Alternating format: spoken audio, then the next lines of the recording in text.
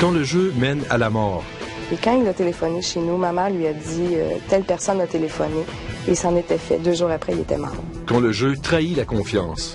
J'avais un conjoint qui faisait d'énormes salaires. Je le volais. Qui mène le jeu? C'est pas criminel, mais c'est crosseur et menteur. Ici Michel Auger. Ce soir, je vous propose une enquête fascinante en 2 volets dans les coulisses du jeu légal et du jeu illégal. Nous rencontrons des joueurs qui ont de la difficulté à gérer leur pulsion face au jeu légal de l'Auto-Québec, des joueurs compulsifs qui, comme tous les alcooliques, mettent leur vie en danger et ruinent souvent celle de ceux qu'ils aiment. Mais pour débuter l'émission, nous pénétrons l'univers secret du jeu illégal, toujours dirigé par le crime organisé.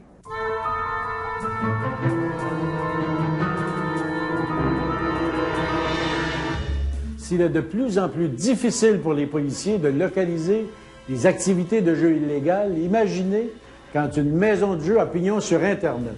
Depuis quelques années, le développement exponentiel des casinos en ligne change la donne et a de quoi faire perdre la carte aux autorités.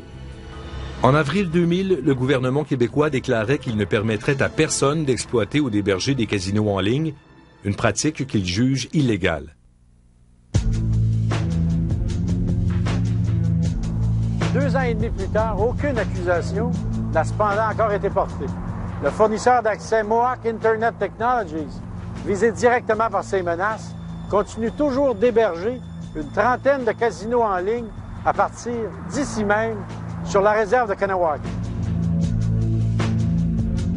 Dans le code criminel, est-ce qu'il est spécifiquement mentionné que les réserves indiennes, les gouvernements autochtones ont le pouvoir d'émettre ces licences-là?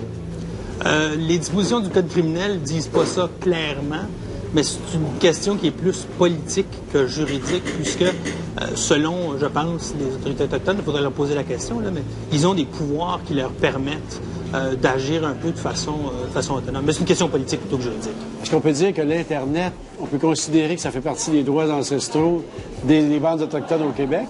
Bien, il faudrait leur demander, leur poser cette question-là. What you mentioned me today, could you repeat that on camera? Okay, so Chief DeLille, thank you very much for your cooperation. Okay, thank you very much. Nous aurions bien aimé avoir le point de vue du grand chef Michael DeLille sur la légalité des activités de cybergambling sur la réserve, mais il a décliné notre invitation. Ce qu'on a appris toutefois, c'est que les Mohawks négocient présentement avec le gouvernement fédéral et provincial pour régler toute la question du cybergambling. M. de Linval avait bien raison en disant que la question est d'abord politique, mais aussi très controversée. Et vous ne devinerez jamais qui a accepté d'en parler. Le Code criminel canadien, il est clair, il y a seulement les gouvernements des provinces qui peuvent opérer des jeux de hasard. On sait qu'un citoyen ne peut pas lancer sa loterie au Québec. On sait qu'un citoyen, Donald Trump peut s'ouvrir un casino aux États-Unis, mais un citoyen québécois ne peut pas s'ouvrir de casino au Québec. Ça, c'est bien clair. Alors nous, on n'a pas vu nulle part qu'il était permis à des citoyens de tenir des casinos virtuels, que ce soit à Kahnawake ou ailleurs. Maintenant, comme l'Auto-Québec n'a pas de pouvoir d'intervention directe, on attend que les porteurs de dossiers, évidemment, fassent leur analyse de tout ça. En fait, ça, c'est le grand problème d'Internet. C'est un problème d'application de la loi. Où est posé le geste fautif? Il y a peu de décisions jurisprudentielles à cet effet-là.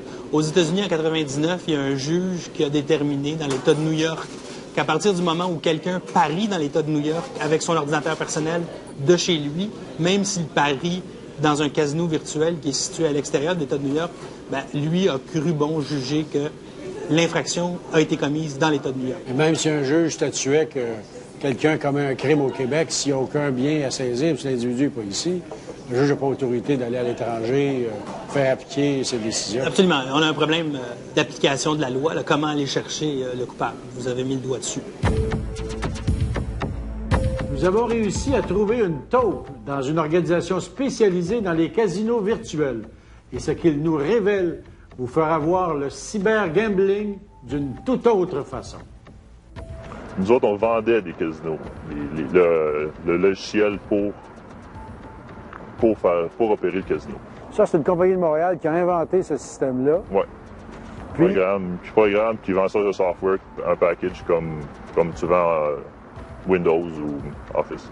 Mais si je veux vous acheter là, un système de casino virtuel, ça va me coûter combien ce soir? 30 000 US. Une fois que tu as acheté le casino, tu as trouvé ta personne pour passer ta transaction, il faut que tu l'héberges.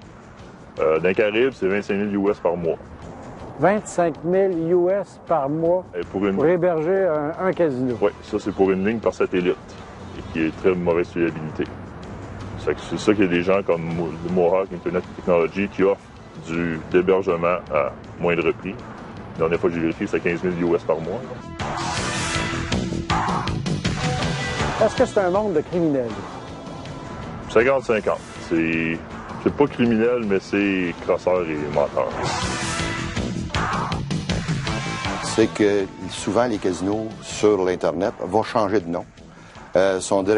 On peut les atteindre aujourd'hui et demain on peut tenter la même adresse et jamais avoir de réussite.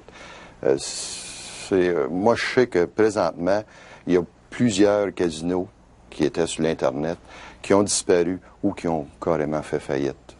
Est-ce que le fait d'utiliser divers pays pour mener leurs opérations, c'est pas dans le but de compliquer la vie des enquêteurs, des policiers? Ah oui, c'est presque impossible parce qu'il y a tout le temps un backup ou deux dans un autre pays qui dort, ou sûr que l'enquête arriverait sur ce serveur-là. Le serveur tomberait et s'en irait dans un autre pays.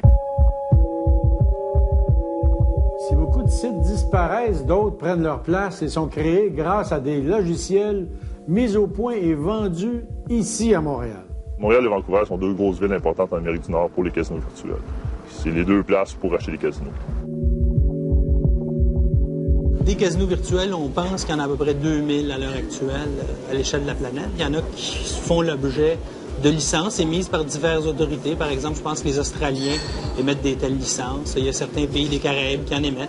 Et il y a le gouvernement autochtone de Kahnawake qui en émet. Si vous croyez qu'un jour, en jouant sur Internet, la chance va vous sourire et que vous allez gagner le gros lot, j'ai bien peur que les révélations de notre interlocuteur vont vous décourager un tout petit peu. L'opérateur du casino va décider du gagnant selon ce que le gagnant potentiel va avoir dépensé. Oui, c'est ça. Chaque gain substantiel est examiné par une personne qui décide si on paye ou non. Donc, le gagnant, c'est quelqu'un qui dépense beaucoup. On va lui remettre un pourcentage de son investissement. On va regarder son historique. Puis s'il a dépensé beaucoup, on va y redonner pour que justement il revienne. Mais si c'est quelqu'un qui vient pas souvent, il ne verra jamais. Si, malgré toutes les informations qu'on vous donne, vous ne pouvez vous empêcher d'aller sur votre ordinateur jouer sur un site de casino virtuel, peut-être êtes-vous déjà devenu dépendant. C'est-à-dire que, quand est-ce que le cocombe devient cornichon quand on le met dans le vinaigre? C'est-tu quand ça fait 2 jours, une semaine? La dépendance, c'est la même chose. On utilise le système, on joue, puis à un moment donné, très arbitraire, on bascule dans la dépendance. Les gens vont être accros, ils vont essayer de reproduire le casino, ce qui est assez impossible. Ils vont jouer habituellement avec des cartes de crédit où les limites sont de 1 500 $ US par jour. Et souvent, le joueur compulsif va avoir plusieurs cartes de crédit. La cyberdépendance est sous-estimée au Québec. Alors, c'est d'en parler dans une émission comme vous. Faire attention, voir c'est quoi les conséquences, parce qu'il y a un problème il peut y avoir des problèmes de dépression, des problèmes de santé mentale, des faibles estimes de soi. Il y a les mêmes conséquences pour un joueur devant son ordinateur qu'on a quelqu'un devant les machines à poker. Tandis que les gouvernements tergiversent, la fièvre des loteries cybernétiques gagne